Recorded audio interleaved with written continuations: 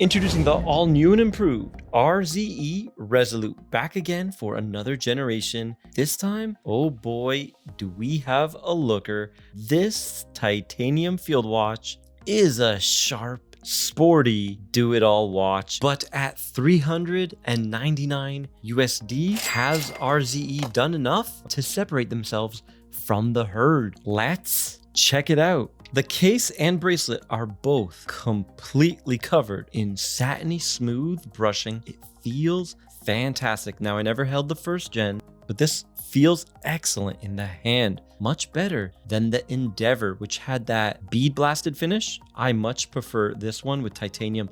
It can almost fool you, that it's stainless steel. Now, RZE's signature design theme is strong here with that beautiful angular design element that just comes out of the mid case seamlessly. It gives the watch a symmetrical look with those crown guards. Of course, the crown guards are larger because they're functional, but the way they added that design element just completes the look.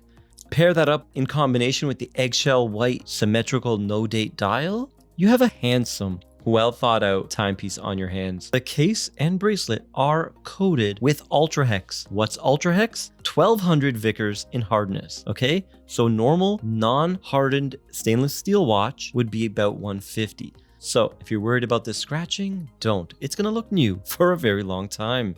I found the watch to wear extremely comfortable, and I really enjoyed my time with it. Pre-orders begin March 14, so in 10 days on their website. No Kickstarter, more good news. I know many people not fans of Kickstarter. Well, RZE, even though they're a young brand, they're well established now, and with many successful watches under their belt, they know what they're doing, and they build a quality timepiece. These are the measurements that I got. 40 millimeters in diameter, thickness of 10.5. So that's about a mil thinner than the first generation Resolute. Okay, so that's gonna be a hint right there. 2 millimeters thinner than the Endeavor, I believe. Lug to lug of 46, exactly the same as the SKX. We do have drilled lugs. This thing is gonna wear like a dream. 20 mil lugs on the titanium bracelet, H-link, fantastic articulation, as you can see there. Screwed links, solid end links, and a milled clasp. Simple fold over with friction, and it's friction here too. Wish they had a dual button release. I'm not a fan of friction. We got 4 micro adjusts, a little bit tight on that last micro adjust, as you can see there. I had the same issue with the Endeavor, but this is a prototype. Secret measurement on this watch, 38 millimeters even. And for those of you who are new to the channel, secret measurement is the bezel measurement. So that's what our eye visually sees, and it gives us a better feel of how the watch might wear on our wrist. This watch, I believe though, wears more like a 40, 39-ish because it has that all dial look, which gives it a bigger look, even though the secret measurement comes in at 38. But we're gonna be seeing macros from a distance of this watch on my 6.5-inch wrist, and you guys be the judge. This field watch has a large, grippy titanium signed crown at 7.5 millimeters, giving the watch 100 meters of water resistance. We have a flat sapphire crystal with a nice, tiny bevel all the way around with super AR.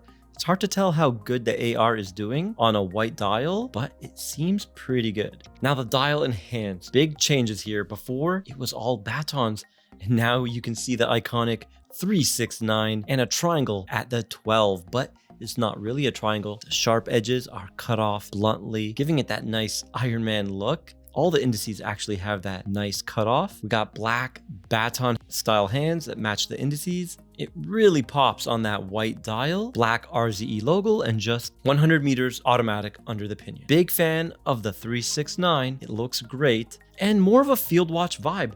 The first Resolute, they called it field watch, but it didn't have Arabics. I feel like a field watch needs Arabics. So this is a nice step towards becoming more of a field watch in my eyes. We got a printed black chaptering, and the cardinal positions have Arabics. So 60, 15, 30, and 45. The rest are hash marks. Very nice. Now guys, you also get this nice canvas strap in army green.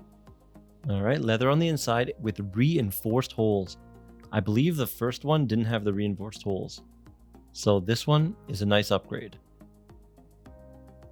Sized up for my 6.5-inch wrist, full titanium What?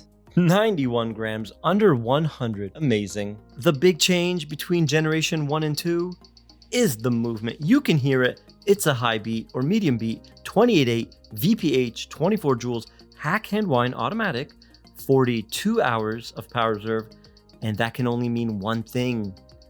It's the Miyota 9000 series.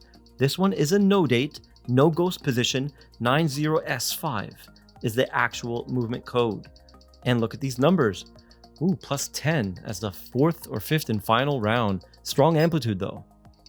Okay, we're gonna do 12 down now to see the positional variance. How is this new Miyota gonna react on your wrist? And as we can tell, it's a little bit faster. The amplitude did drop, but the beat air went to perfect. Flatline 0.0.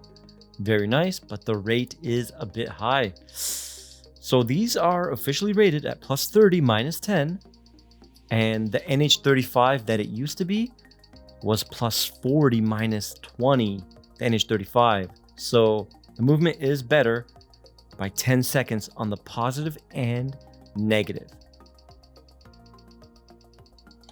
Okay, there is the loom shot, and wow.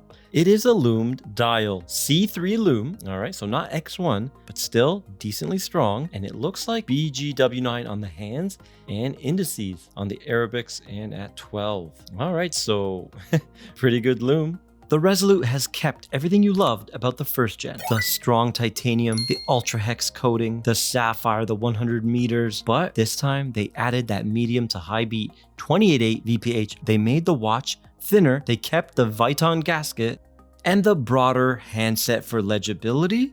I think the Resolute makes a great case for itself, being one of your go-to titanium field watches. And now it looks a little bit more field-like with those Arabics on the dial. There's gonna be a couple colorways. Make sure to check out the website down below. And if you want more microbrand goodness, check out this video over here and this video over here. And if you made it this far, please remember to subscribe to the channel for more content like this, and I'll see you in the next one.